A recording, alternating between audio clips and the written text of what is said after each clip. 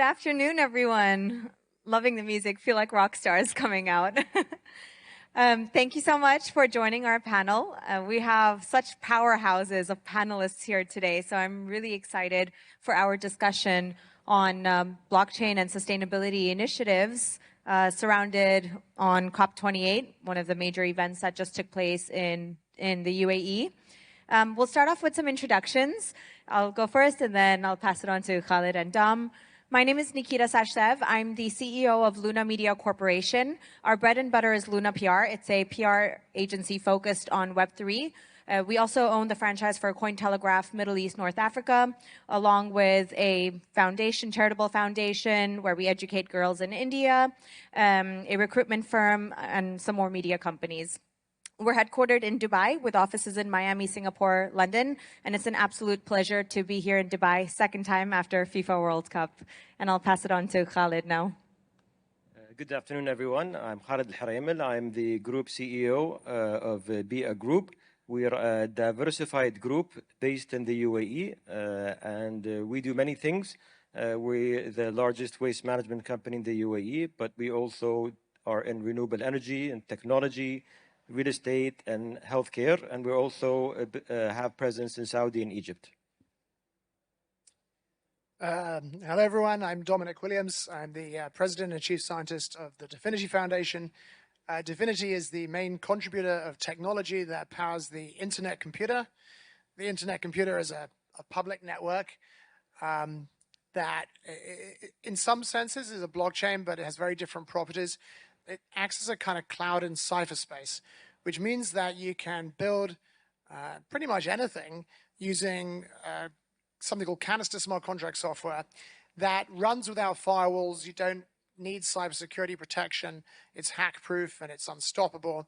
And you can also create autonomous code that isn't owned by a person or a company and can be controlled by a governance system, which makes it very suitable for creating, for example, systems that are shared by a consortium or global financial rails, that kind of thing.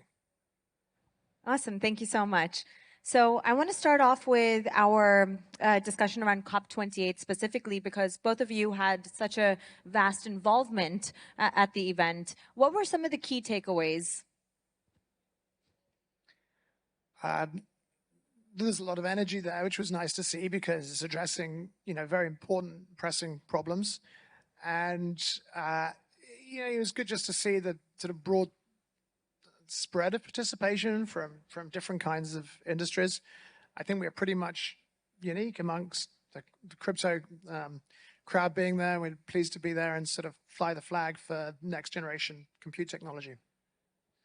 I think this COP is quite impactful. A lot of announcements, one of which is over 200 countries announced, putting a strategy to end fossil fuel. So that was a big announcement.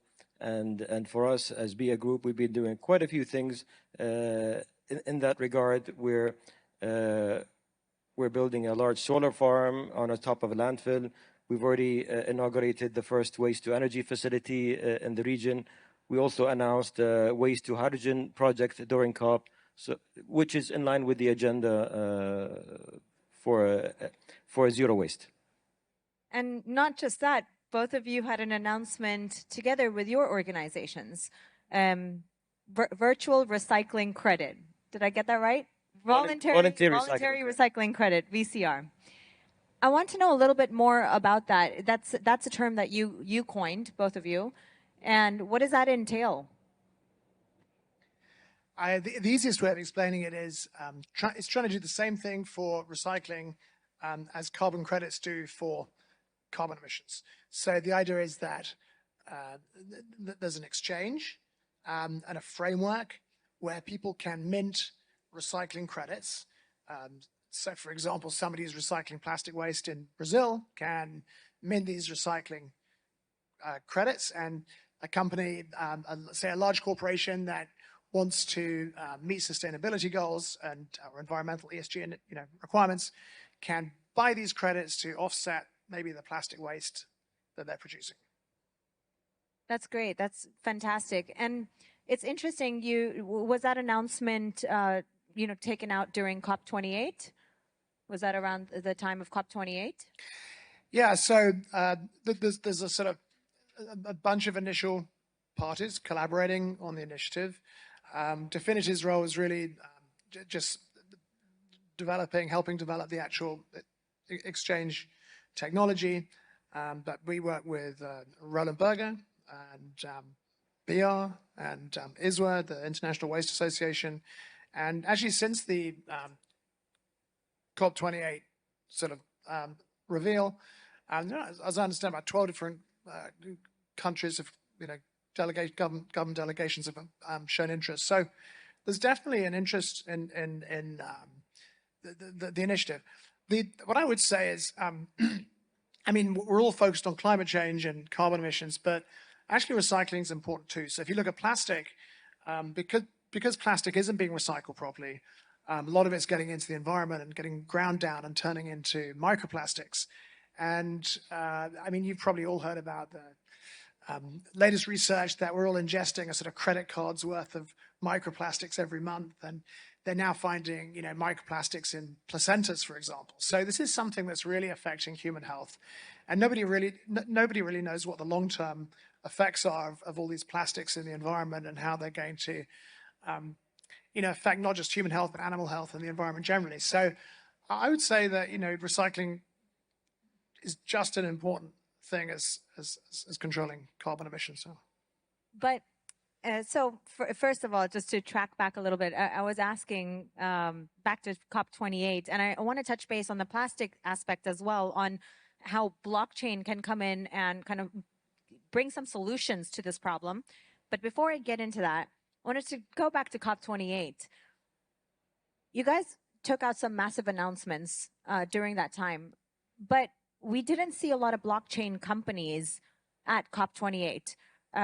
Correct me if I'm wrong. What were your thoughts on the presence of Web3 technology there? I was surprised actually that there wasn't more representation from the industry. I think generally blockchain it's misunderstood. You hear people saying built on blockchain XYZ, and it doesn't really mean that. It means built on Amazon Web Services, and then you just keep some tokens on the blockchain. And that limits what you can do. The difference with the internet computer is it's more like cypherspace as cloud. So you can build anything. We've got like social networks running on the internet computer and full order book exchanges. So that means if you build something like the VRC, 100% on the network using full stack decentralization, number one, it's secure end to end. And number two, which is very important, is you can place it under the control of a decentralized governance system, like a digital governance system. And that means you can decentralize control amongst a consortium, for example. So you can create something like the VRC and, it'll have a governance system with governance tokens, and those can be progressively distributed amongst participants like governments, corporations like BEEAH. And that means it's very important because it means there's no gatekeeper. And if you come into any industry and say, look, we're a startup, we can build some kind of system that's going to solve this pressing problem, generally speaking, it won't work because nobody wants to create a new gatekeeper within the industry. The nice thing about the internet computer from this perspective is that you can build pretty much anything. It can be arbitrarily complicated. And the VRC is already a pretty complex beast. But that code doesn't have to be owned or controlled by anyone. It can belong to a governance system. And that governance system is algorithmic, and it depends upon, makes decisions by people voting using governance tokens. And those governance tokens can be distributed amongst consortium participants. So that's actually a very important point. Of course, it's also important that nobody has to trust that things like audit records for recycling credits haven't been modified because it's a tamper-proof system. And there's no back door. And nobody's got a back door to the system. Nobody can just change the data or change the code. It's all transparent, all controlled by a digital governance system, which ultimately is controlled by a consortium. And so anybody who's buying a recycling credit from that system knows that it hasn't been tampered with, and they can look at the audit trail and trust that it's genuine. It's so important to have a reliable blockchain protocol for something like this, because there's a lot of blockchains out there that maybe are not completely decentralized, as they say. Yeah, it's not just about. I think that there are a lot of blockchains out there, and lots of them are very decentralized. But the thing is, most of them really can just only host tokens and bits of DeFi logic. And if you want to do something like this, you have to do something called full stack decentralization. And full stack decentralization means that the entire thing runs on the chain. So, the user experience, all of the heavy duty data storage and processing, the whole thing's on the network. And only if you do that can you be guaranteed that the entire service is secure and unstoppable. And only then can you place it under the control of a consortium. If you can only put tokens on the blockchain or little bits of DeFi logic, it's impossible to do. So the internet computer today is the only network that can provide this kind of cipher space as cloud functionality. So, I think it's exciting. The VRC is very exciting because it demonstrates what can be done with the consortium, and as it grows and you've got more and more players, it'll be something like the equivalent of an open source ecosystem, but for a network of businesses and governments, where they all ultimately have equal access to the system. And because of the properties of blockchain, nobody will have to trust each other. And to be honest, the proof is in the pudding. There's so much new technology out there, but at the end of the day, what real world use cases are you providing? And I think with the announcement you just had, it's a great use case. So I want to go back to Khaled. I want to know a little bit more about what technology, what initiatives are you taking in kind of blending technology to better sustainability efforts? Sure. I think first I'll talk about what we've been doing in waste management. So BEEAH was established about 15 years ago, and we had the vision of zero waste. So over the last 15 years, we've been building the infrastructure, and we run 12 different plants where we try to recover as much of the waste from the supply chain.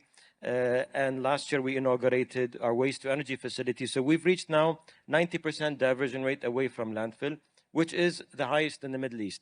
So with that being said, today we're also the largest waste management company in the UAE. We're also in Saudi and Egypt. So we started to diversify. And in diversification, one of the areas we diversified is into technology. So we have 3 companies now that we have started, one of which is doing the track and trace of all medicine in the UAE, using also blockchain. The other company we established is called re.life, which is an online marketplace for trading recyclable commodities. And we trade that platform. Hundreds of millions of transactions value-wise happen every year. We're also building a data center, a tier 3 data center that's actually powered by waste from our waste to energy facility. So we've invested a lot in technology. Also in waste management, we use AI a lot in our business. Some examples of AI: we have our sorting facility, which uses AI through visual recognition. It knows what's what and segregates the waste.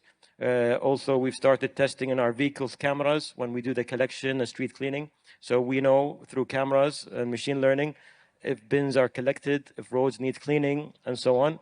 Our headquarters, also that we inaugurated over a year ago, designed by the late Zaha Hadid, is the first fully AI-enabled building in the region. We worked with Johnson Control and Microsoft, so we have hundreds of AI use cases running in that building, not just the building management, but also staff experience, visitor experience, and so on. I love all these initiatives, everything that you're doing, and I'm curious to know at what stage they are. I'm sure it's quite advanced now, and that's one thing that I really admire about this region in particular. Because I live in Dubai, I've seen the technology being implemented so seamlessly there. For example, when you walk through the airport, that technology is on the blockchain where you don't even need to scan your passport. And I feel this kind of seamlessness is what will drive mass adoption, is when the users don't even know that they're experiencing the technology. But their upside is the seamlessness of it. So another point that I wanted to bring up was, in the announcement, there was a public sector involved with your carbon credit initiative.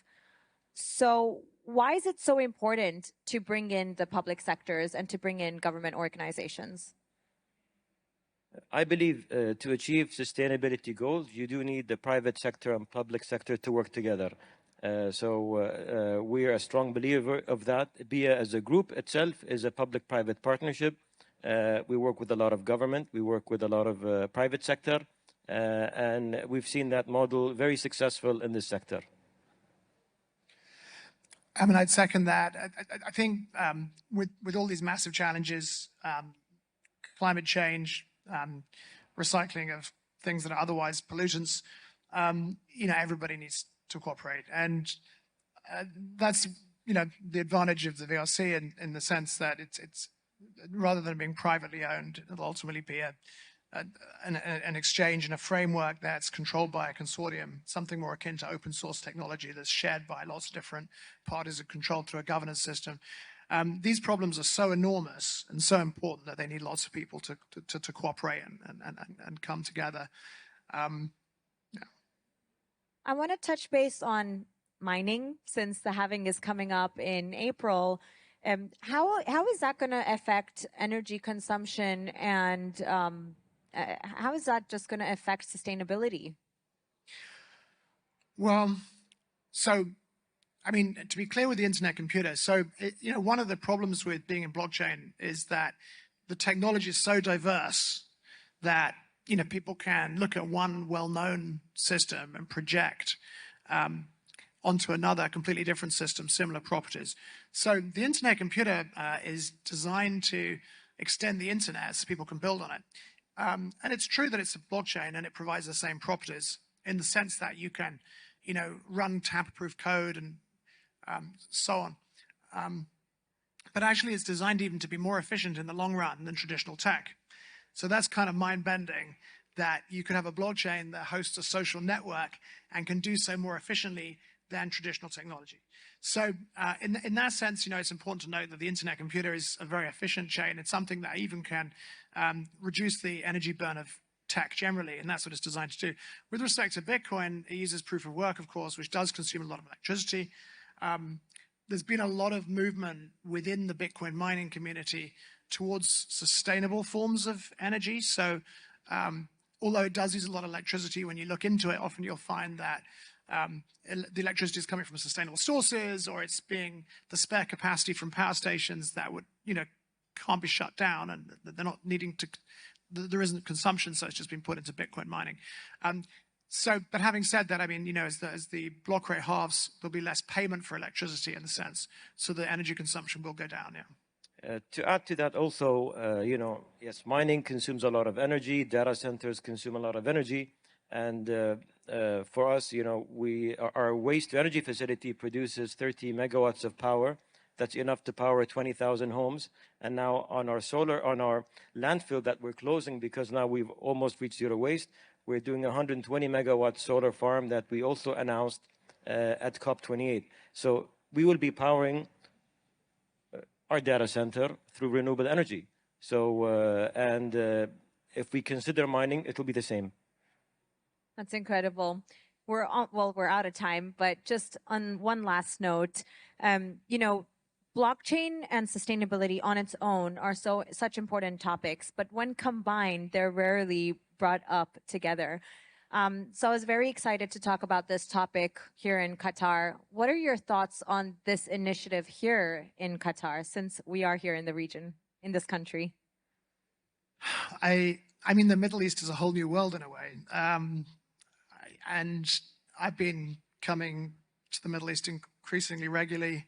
I'm flying on to Riyadh. That kind of tells you everything. I think Dubai probably pioneered it, to be honest. And other regions are looking at Dubai and realizing they can do it too. And yeah, it's fantastic. I think here, this region today is leading, whether it's Qatar, the UAE, Saudi Arabia, in terms of achieving sustainability goals and embracing technology to do that. So I see this happening very aggressively in the region, where this region will be the leader in this sector. That's great. And congratulations to you both for being at the right place at the right time and doing such incredible initiatives. Thank you so much for listening to our panel. Thank you. Thank you guys.